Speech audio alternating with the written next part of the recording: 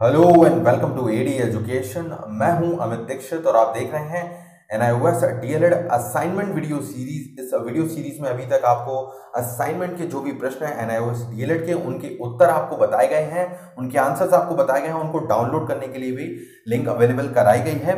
तो उन सभी प्रश्नों के उत्तर जानने के लिए इससे पहले कि आप इसी वीडियो के नीचे डिस्क्रिप्शन में आपको लिंक मिल जाएगी, उस पर आप क्लिक करें और अभी तक के सभी असाइनमेंट के प्रश्नों के उत्तर जान लें, उनको डाउनलोड कर लें।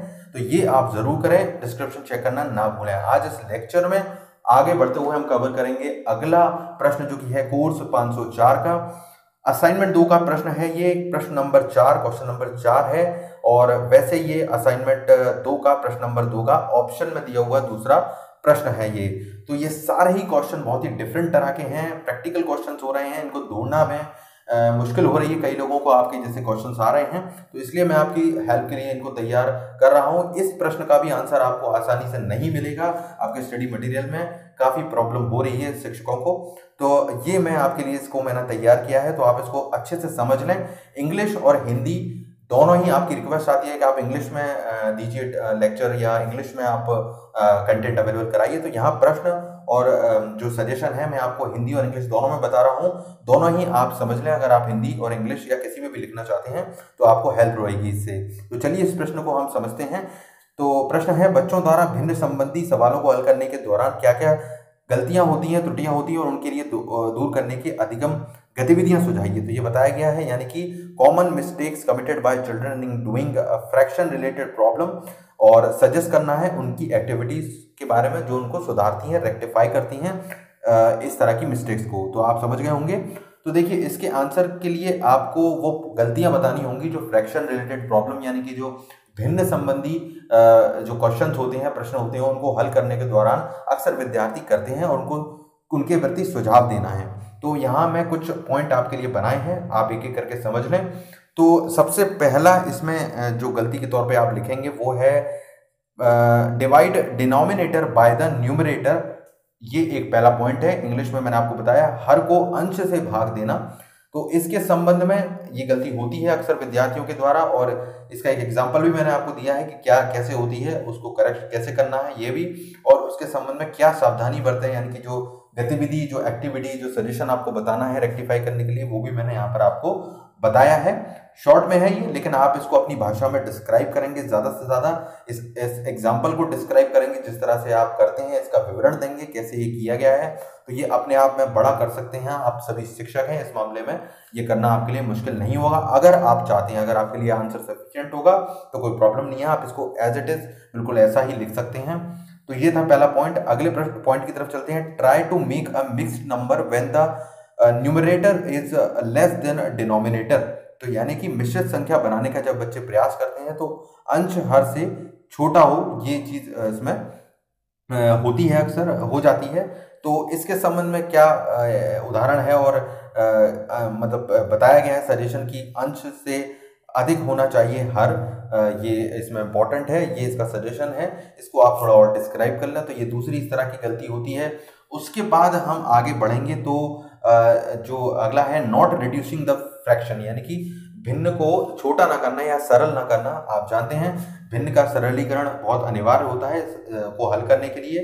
तो कई बार ये चीज नहीं करते हैं। इस तरह की गलती के संबंध में एक एग्जांपल मैंने दिया है इसमें, और उसका करेक्ट फॉर्म भी बताया है, साथ में ये सजेशन भी दिया है कि आप क्या करें इस तरह की गलती को ना करने के लिए। ये आप लिख सकते हैं, इसको पढ़ाएं जरूर, ये मेरा सजेशन है। 250 वर्ड्स कवर करने हैं क्योंकि हमको। और अगला पॉइंट है not finding a common denominator, adding subtracting both the numerator and denominator. समहर को नहीं जोड़ना और अंश और हर दोनों में जोड़ना या घटाना। तो ये दो टाइप की चीज, ये दो टाइप की मिस्टेक्स भी होती हैं विद्यार्थियों के द्वारा। इसका एग्जाम्पल एक दिया गया है, इनकरेक्ट फॉर्मेट आपको बताया गया और करेक्ट तरीका भी नीचे बताया गया है, ये आप देख सकते हैं एग्जाम्पल में। तो ये दोनों ही आप लिखें, बढ़ाएं जरूर, थोड़ा सा इसमें इंक्रीज करें इसको अपने शब्दों में। तो ये एक कॉमन गलती है, उसका सजेशन है। अगला जो होगा वो है 5th नंबर का, वो है गुणन से पूर्व आप न्यूनतम सार भाजक को पता करना, और दूसरी जो है गुणन को सरल ना करना। ये दो तरह की मिस्टेक्स होती हैं। इंग्लिश में भी मैं आपको उनको बता देता हूं। Trying to find the latest common denominator before multiplying, और जो दूसरा मिस्टेक है वो है not reducing the product all the way. तो ये दो टाइप की मिस्टेक्स यहाँ पर होती हैं। इसका एग्जाम्पल मैंने, यानी कि गुणा करते समय जब आप गुणा करते हैं दो फ्रैक्शंस को, दो भिन्नों को, तो किस तरह की गलती होती है वो उसके संबंध में ये पॉइंट है। तो इसका एग्जाम्पल भी दिया गया है, करेक्ट फॉर्म भी बताया गया है, और साथ में इसका सजेशन भी दिया गया है कि आप क्या करें जिससे ये की गलतियां ना हो। दो पॉइंट नीचे बताए गए हैं, तो कंप्लीट हो जाएगा इससे आपका ये पॉइंट। उसके बाद 6th पॉइंट है, लास्ट पॉइंट है। कुछ पॉइंट दिए गए हैं इसमें, जैसे कि भाग जब हम करते हैं यानी कि डिवाइड करते हैं फ्रैक्शंस को, तो क्या क्या होती हैं, जैसे कि भिन्न जो होती है यानी कि फ्रैक्शन जो होता है फ्लिप करना भूल जाते हैं, या अंत में जो उत्तर आता है उसे सरल करना भूल जाते हैं हम, उसको रिड्यूस करना, या फ्लिप करने से पूर्व विभाजित कर देते हैं, उसको काटना जैसे बोलते हैं, वो फ्लिप करने से पहले ही कर देते हैं। तो इस तरह की कुछ गलतियां होती हैं। Forgetting to flip the fraction following the division sign, यानी कि जिसके आगे भाग का चिन्ह हो उसको हम फ्लिप करना भूल जाते हैं, या रिड्यूस करना भूल जाते हैं फाइनल आंसर्स को, forgetting to reduce the final answer, flipping of both fraction. ये कुछ पॉइंट दिए गए हैं, उसका एग्जाम्पल दिया गया है, इनकरेक्ट जो गलती करते हैं, और साथ में करेक्ट आप कैसे कर सकते हैं उसका एग्जाम्पल भी यहाँ पर दिया गया है। तो आप समझ सकते हैं, यहाँ मैंने आपको 6 टोटल पॉइंट बताए हैं। वैसे तो ये अपने आप में ही काफ़ी हैं, लेकिन अगर आप इसको थोड़ा और एलेबोरेट करना चाहते हैं, थोड़ा और बढ़ा सकते हैं अपने शब्दों में, तो एक अच्छा बेहतर आंसर तैयार होगा। अच्छे पॉइंट हैं ये और अच्छा सजेशन है इसमें। तो आप इस आंसर को तैयार कर लें इनकी मदद से, जो मैं आपको सजेस्ट कर रहा हूं। आपको और कहीं शायद ये अवेलेबल हो तो आपको काफ़ी हेल्पफुल होने वाला है। आपको इसको डाउनलोड करने के लिए आप इस वीडियो के नीचे डिस्क्रिप्शन में लिंक पर क्लिक कर लें, वहां पर मैं इसकी लिंक दे देता हूं जिससे आप डाउनलोड कर सकें। और if you want to download then download from the link given in the description below. तो ये आप कर लें, डाउनलोड कर लें और इस आंसर को तैयार कर लें। और प्लीज़ लाइक ज़रूर कीजिए, ज़्यादा से ज़्यादा शेयर कीजिए औरों के साथ, जिससे औरों को भी हेल्प हो, और सब्सक्राइब कीजिए चैनल को और घंटी के आइकन को ज़रूर दबाइए हर लेटेस्ट वीडियो की जानकारी सबसे पहले पाने के लिए।